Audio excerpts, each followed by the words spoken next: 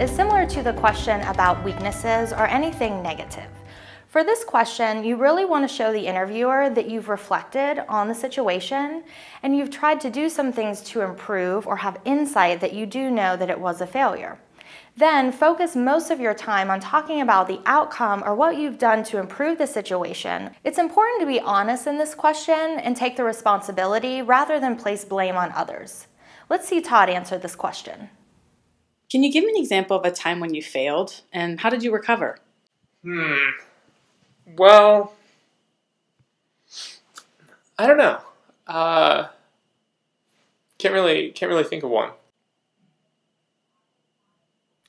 If you notice, Todd kept looking at his watch while he was answering this question, and this might have conveyed that he wasn't very interested in being there.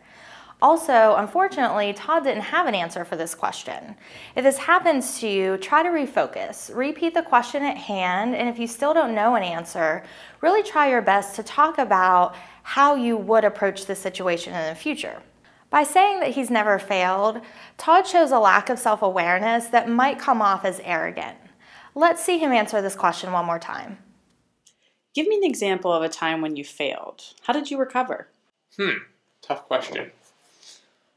So, a couple years ago, I was working with the World Scholars Cup, which is an international academic tournament, and I was the head of their technology. So I would travel to all of these different countries and run the entire technology platform for these tournaments. And so one of these tournaments was in Shanghai, and we had about 600 students. And, it was our biggest tournament yet, so we had been tweaking the code till the last minute to make it run better. And, right when we clicked the button to schedule the interviews for the event, it broke. So, as a head programmer, I had to fix it.